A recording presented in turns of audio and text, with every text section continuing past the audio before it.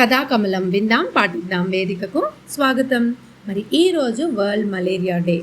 So malaria is caused by a vector called female Anopheles mosquito.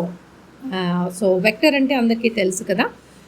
It doesn't get affected by the parasite actually. And my question to the elders is, name the parasite which causes malaria in human beings. Right. And Sir Ronald Ross is a scientist who is directly linked with the malarial updates. Hyderabad Begumpetlo Sir Ronald Ross Institution of Parasitology, which is institutionalized in 1955. Sir Ronald Ross worked here and he has been bagged a Nobel Prize also for his work in administrating the malarial parasite and its causes, etc. etc. And India is not yet free from malaria, though 47 countries are free from malaria this day. India is only 80% free from the malaria, and still malaria prone states in our country are Odisha, Chhattisgarh and northeastern regions. Enduku ante they are not still not deforested. అవి ఇంకా వాటిని greenery ఇంకా protect అయి ఉంది ఈ స్టేట్స్లో. But now the question arises, మీరే ఆలోచించండి గ్రీనరీకి మలేరియాకి కనెక్షన్ ఏంటి అని. Right. And Indian government has been taken target to abolish or to completely take off the malarial fevers by 2027 and 2030 ki elimination. 2027లో fevers రాకుండా చూస్తారు. By 30 elimination of the malaria. కథలోకి వెళ్ళిపోదాం. ఒక అడవిలో ఒక పెద్ద చెరువు ఉంది. దానిలో చాలా చేపలు ఎంతో కాలంగా నివాసం ఉంటున్నాయి.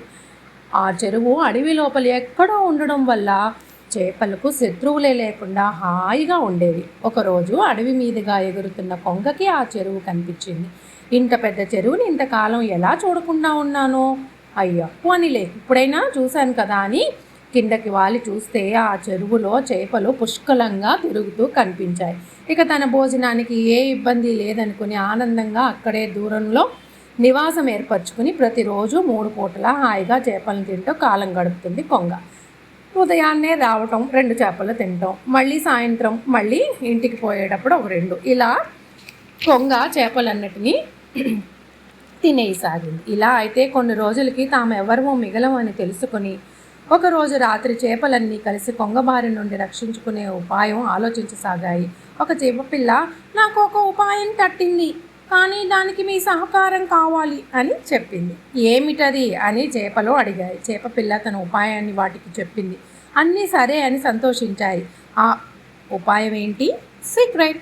ఆ మరుసటి రోజు ఉదయాన్నే చేపల్ని తినడానికి కొంగ చెరువు దగ్గరకు వచ్చింది. కానీ చెరువులో చచ్చి కనిపించిన చేపల్ని చూసి ఆశ్చర్యపోయింది. చేపలన్నీ చచ్చిపోయాయంట, తేలుతున్నాయంట. చూస్తూ ఉంటే ఈ చేపలన్నీ చచ్చిపోయినట్టున్నాయి, ఏమై ఉంటుందబ్బా ఇంతలోనే అని అనుకున్నాయి. ఇంతలో ఒక చేప నీరసంగా పడుతూ లేస్తూ కనిపించింది. ఆనందంగా కొంగ ఆ చేపను తినడానికి ముందుకు వచ్చింది. చేప, నీకు బతకాలనుంటే నా మాట ముందు విను, తర్వాత నన్ను తిను. నిన్న మధ్యాహ్నం నువ్వు చెరువుకి రాలేదు కదా, అప్పుడు ఇక్కడికి ఒక తాచుపాము వచ్చింది. ఆ తాచుపాముని గెద్ద చంపి నీళ్ళల్లో పాడేసింది. ఆ తాచుపాము విషమంతా ఈ నీళ్ళల్లో నిండిపోయింది. దాంతో మా చేపలన్నీ చనిపోయాయి. నేనేదో ఇలా కొనువూపురుతో ఉన్నాను, నిన్ను బతికించటానికేనేమో అని బాధగా మొహం పెట్టిందంట. చెరువు నీళ్ళన్నీ విషమైపోయాయి, అందుకే చేపలన్నీ చనిపోయాయి. చూస్తున్నావు కదా, నీకు కావాలి, నువ్వు చనిపోవాలనుకుంటే తినేసేయి నన్ను. నేను ఎలాగో చచ్చిపోతాను అనుకో, నువ్వు కూడా చచ్చిపోవాలంటే నన్ను తినేయండి.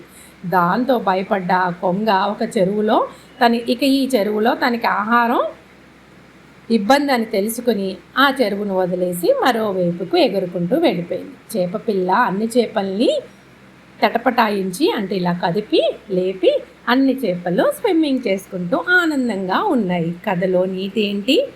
అపాయం వచ్చినప్పుడు భయపడకూడదు, ఉపాయంతో అపాయాన్ని తీసేయాలి. అపాయం ఎప్పుడూ ఉంటుంది, అది ఏ విధంగా అపాయం మనం తెలుసుకుని, ఎందుకంటే అపాయం నువ్వు వెళ్ళిపో అంటే వెళ్ళదు కదా, మనమే ఉపాయంతో అపాయాన్ని దూరంగా పెట్టాలి. మరి ఇది కదా. పిల్లలకి ఏంటి ప్రశ్న?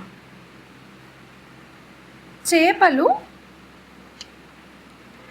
ఎందుకు తేలుతూ కనిపించాయి?